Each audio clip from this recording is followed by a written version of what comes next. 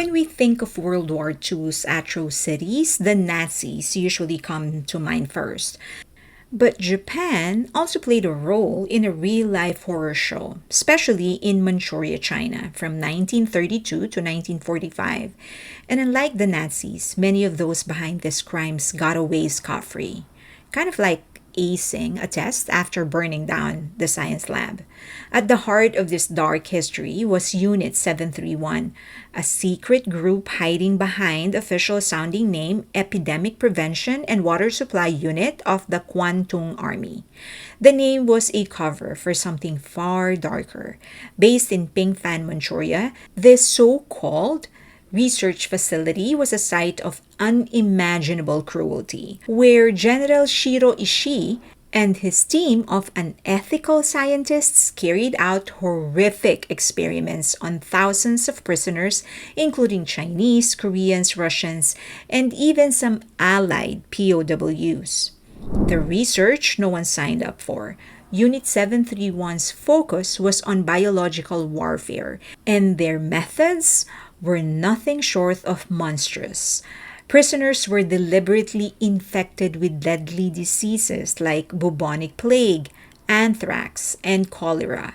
Instead of using lab equipment, they experimented on live people, often performing surgeries without anesthesia, believing that only live subjects would give them accurate result. But the horrors didn't end there. They developed ceramic bombs filled with plague infected fleas and dropped them on Chinese villages like a twisted version of a deadly rainstorm. To spread the suffering even more, they contaminated food supplies, wheat, rice, and cotton, hoping to infect as many people as possible. And as if that wasn't bad enough, they set up fake medical stations to treat villagers, only to capture them for more experiments. The oops, let's cover that up phase. As Japan's defeat became inevitable, Unit 731 scrambled to erase its tracks. They burned their facility, killed off the remaining prisoners, calling them muratas or logs of wood, as if they were disposable, and fled the scene. But in a twist of dark irony, thousands of plague-infected rats that had been bred for experiments escaped into the countryside, causing even more devastation. These rats led to plague outbreaks in 22 countries, killing over 20,000 people. The biggest shock? Ishii and his team never faced justice. Instead, they struck a deal with the US to hand over their research in exchange of immunity.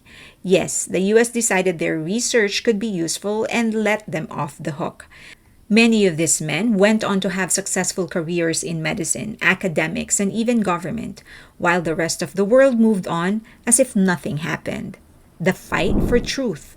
For decades, Japan's textbook ignored or downplayed Unit 731 like a family secret nobody wanted to admit. But in 1965, historian Saburo Lenaga took legal action, suing Japan's Ministry of Education for ignoring the truth. His case brought the horrors of Unit 731 to light, but it was still an uphill battle. The ministry continued to revise history books trying to downplay Japan's role in the war, which angered China, Korea, and other countries affected by Japanese actions. Lenaga pushed for textbooks to include the line "A biological warfare detachment." The 731 unit was set up, and for several years conducted experiments on foreign prisoners, including thousands of Chinese. These cruel experiments were murder. The Ministry of Education fought this, arguing there wasn't enough credible research despite a mountain of evidence proving otherwise.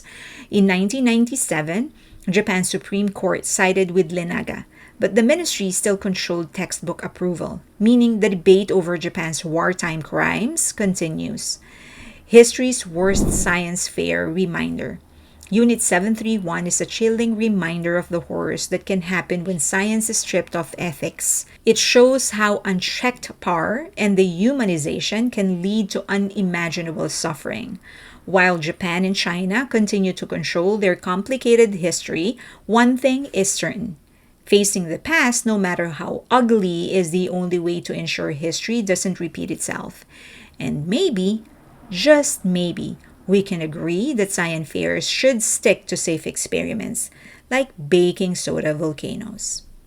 They say it takes a lot of violence to achieve peace, and let's just hope that it's done, that all the violence has been out of the way. Not that I am thankful that those things happen, but let's just hope that it doesn't happen again. This is such a heavy topic. I hope that I was able to concentrate on the facts so that the last thing that I want is to depress anybody. So, okay, would love to hear your thoughts though. I hope that you are learning. Leave them in the comment section below. Also, please like the video, subscribe, and hit that notification button. And share the video if you can. That's really helping my channel. Also, please follow me on X, also on IG, and on Patreon. I'll see you there. Thank you.